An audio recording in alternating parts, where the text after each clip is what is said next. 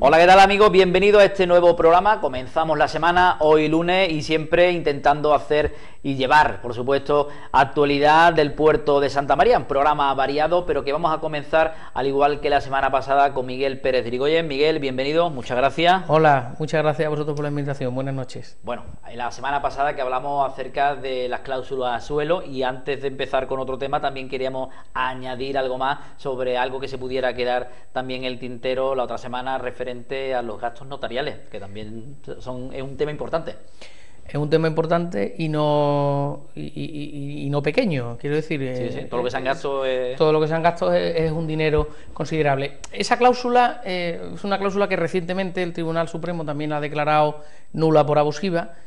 Y esta, si nos remitimos a lo que decíamos el otro día, que ningún cliente había negociado voluntariamente la cláusula suelo, imaginaros cuántos clientes han ido a la entidad bancaria a decirle al banco: como me vas a dar la hipoteca, yo pago todos los gastos.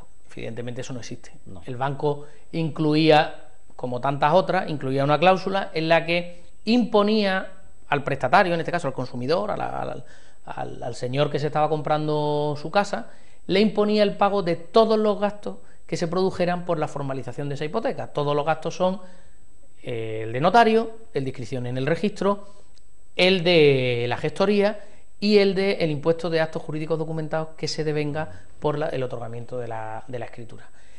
Si te parece, hacemos un pequeño análisis del por qué esos son abusivos y qué es lo que ha dicho al respecto el Tribunal Supremo. El Tribunal Supremo lo que viene a decir es que el banco no puede repercutir en el cliente aquellos gastos que solo le benefician a él.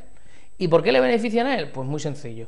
Una hipoteca no hace falta otorgarla, no es obligatorio otorgarla ante notario. Las hipotecas se pueden otorgar en un documento privado y no pasa nada.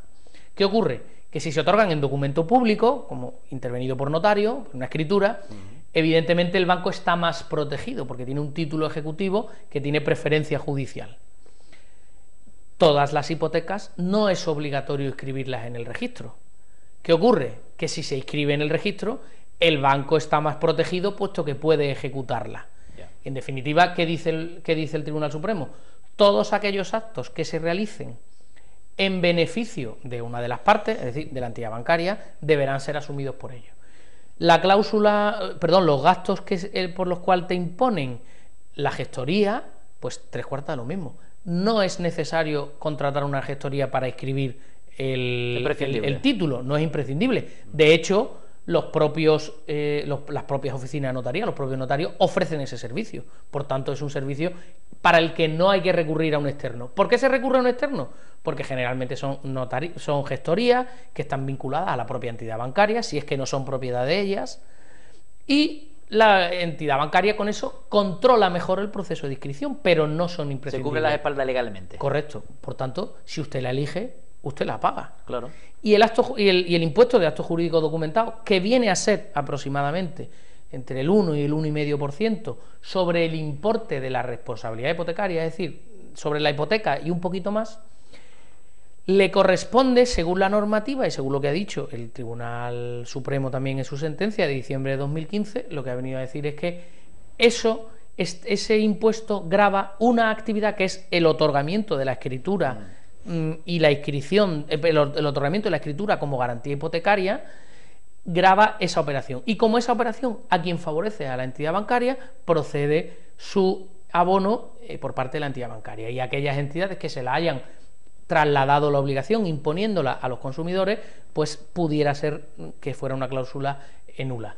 Podemos estar hablando, para que nuestros televidentes se hagan una idea, podemos estar hablando de que esas cláusulas pueden tener aproximadamente, pueden suponer, no siendo estricto evidentemente, sí, y siempre a modo de ejemplo, en el 2% del importe de la hipoteca. Es decir, en una hipoteca de 150.000 euros, aproximadamente el consumidor habrá pagado alrededor de 3.000 euros por la constitución de esa hipoteca que no le correspondía pagar a él, sino a la entidad bancaria. ¿Y eso se puede reclamar? Eso se puede reclamar. La entidad bancaria, evidentemente, te va a decir que no, que eso está pactado en escritura, etcétera, etcétera, pero los juzgados y tribunales están mayoritariamente dando la razón a los consumidores porque ha sido precisamente el Tribunal Supremo el que ha declarado que esas cláusulas son nulas por abusivas y por tanto evidentemente reclamables. Como siempre decimos, nuestra recomendación, acudir al abogado de confianza de nuestros televidentes y que evidentemente le pueda analizar la escritura, le analice. Es muy importante tener copia de la factura, evidentemente, porque tanto el notario como el registrador, como la gestoría, como el propio impuesto te dan copia de ese documento. Es importante tener copia de esa documentación para poder acreditarla y que el abogado de confianza de los consumidores pues efectivamente pueda analizarla y le recomiende cómo proceder en cada caso. Pero como decimos, es una acción perfectamente viable y que, bueno, pues a día de hoy pues es una de las acciones que mayoritariamente se están interponiendo en los juzgados. Y Miguel, viendo tal y como se está desarrollando toda esta gran película que nos están montando unos y otros, ¿es mejor empezar por lo último que has dicho, el asesorarte antes de empezar a iniciar una hipoteca a un abogado de confianza, no después? Digo, por todo lo que hay que recorrer. Me alegro, de verdad, no te imaginas de qué manera de esa pregunta que me la haga, y además me parece una pregunta muy inteligente. Hay una cosa que cuando estudié la carrera, es una cosa que denominábamos la abogacía preventiva, y es eso. Prevenir. Es mucho más barato ir a hacer una consulta previa a un letrado de confianza antes, porque en definitiva lo que se está haciendo es una consulta puntual antes de realizar un contrato vital, como puede ser la constitución de una hipoteca, la compraventa de una vivienda, claro, que generalmente, o el común de los mortales, nos compramos una en nuestra vida y constituimos una hipoteca en nuestra vida como mucho. Para ese tipo de cosas, siempre acuda a un abogado experto en la materia, un abogado de su confianza, que siempre va a ser más barato la consulta preventiva que tener posteriormente que recurrir a un letrado para que le haga una defensa jurídica en una situación. Aunque en este tipo de cosas que estamos hablando, de reclamaciones a las entidades bancarias, generalmente cuando se estiman las acciones, a los bancos, además de obligarles a devolver el dinero, le están imponiendo las costas de abogado, pero no deja de ser cierto que siempre es mucho más barato esa prevención previa que el hecho de luego recurrir ya con la herida o con el problema generado a buscar el remedio. Me parece una magnífica pregunta y evidentemente yo animo a la gente a que en este tipo de cosas acudan a ese asesoramiento previo, que les va a ahorrar muchísimo quebrantamiento de dinero, de cabeza, de dinero de y de tranquilidad, de tiempo, de todo. Bueno, pues nosotros que seguimos en este programa, en este inicio de semana, lunes, y bueno, también hablamos de los afectados por la plusvalía. Otra cuestión que queremos que nos explique, Miguel, la plusvalía. Cuando empezamos a escuchar afectados por la plusvalía, ¿realmente de qué estamos hablando? Bueno, es un tema que tiene igual tiene que ver con lo que venimos hablando, en definitiva con nuestra vivienda, ¿no? Con la inversión más importante que realiza una persona en su vida, que es pues, la compra de su vivienda o cuando una persona hereda.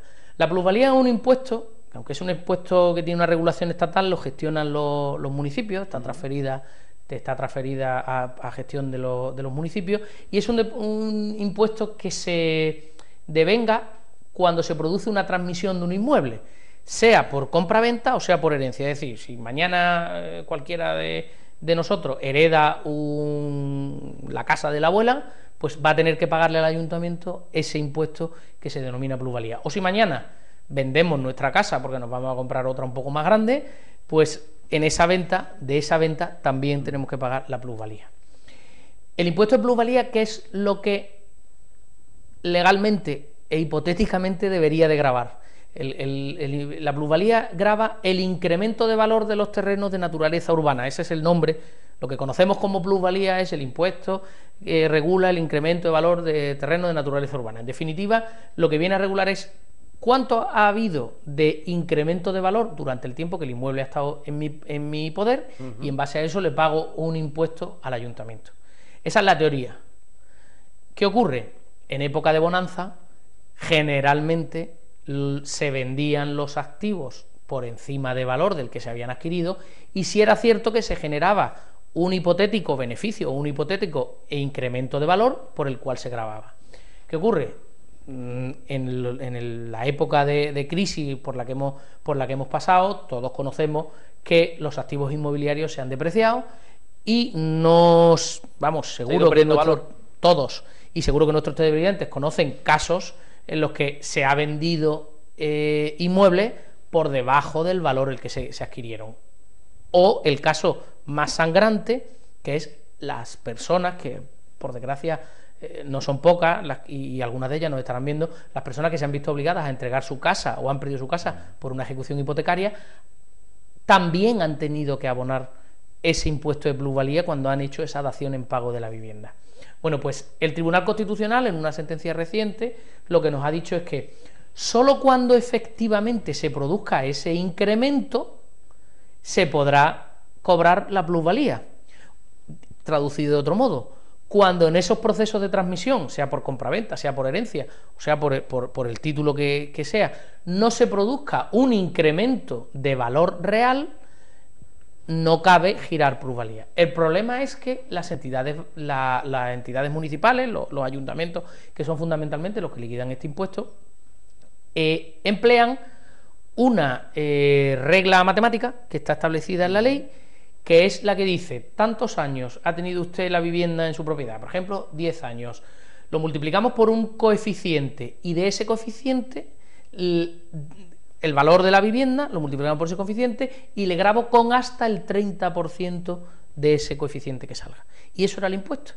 Pero eso no tenía en consideración si el inmueble realmente en la transferencia había tenido pérdida patrimonial. Y pongo un ejemplo que es la mejor manera de enterarnos. Imagínese que usted compró un inmueble en la época del boom en 180.000 euros. Y hoy, por los motivos que sean, ese inmueble se vende en 120. Bueno, evidentemente hay un decremento o una disminución de valor. Yo lo compré en 180, lo vendo en 120, he perdido por el camino 60.000 euros. Con la teoría general que ha dicho el Tribunal Constitucional, dice: por esa operación de transmisión no cabe girar plusvalía. El ayuntamiento no hay que pagar impuestos. No hay que pagar o no impuestos. Habría que pagar. Efectivamente. El ayuntamiento la va a girar. El ayuntamiento va a girar la plusvalía porque va a decir: el valor del piso el día que usted lo compró era de 180. Durante este tiempo, según mis números y mi fórmula matemática, este que valía 180 hoy vale 195. Por tanto, ese incremento de 15.000 euros lo multiplica por un coeficiente, y sobre ese coeficiente que le aplica, que varía según los municipios, se aplica un tipo de gravamen del 30%, y al final te salen a pagar 2.000, 2.500 o 3.000 euros en una transmisión. ¿Siempre hay que pagar? Siempre. Os cuento un caso que hemos estado estudiando esta misma mañana. Una venta de un inmueble que se adquirió en 102.000 euros y se adquirió en el año 2003 en 102.000. Se ha vendido en el año 2016 en 100.000. O sea, le han perdido 2.000. O han dejado de recibir 2.000 euros. El ayuntamiento, que no es el del puerto, pero es uno de la bahía, le ha girado una liquidación por plusvalía de 2.600 euros.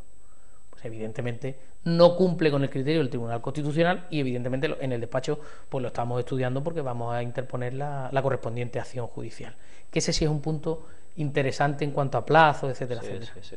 Pues bueno, yo creo que ha quedado también más o menos claro el tema de este interés social, como es también los afectados por la plusvalía. Miguel Pérez de Irigoyen, que muchas gracias, y nuevamente creo que nos vamos mucho más enterados. Yo os agradezco de verdad a vosotros, porque entiendo que hacéis una labor muy importante de difusión, no por el hecho de traernos a nosotros, o a mí en este caso, o a otros compañeros que puedan venir, sino porque entiendo que son estas cosas que a la ciudadanía y a vuestra mayoritaria audiencia son temas que de verdad le interesa y de verdad le preocupa. Con lo cual, gracias a vosotros por darnos estos huequecitos de información a la ciudadanía. Muchas gracias a ti, feliz semana. Gracias, igualmente. Bueno, que nosotros que vamos a dar una vueltecita por los escaparates del puerto y enseguida volvemos. Deje el mando al final del sofá.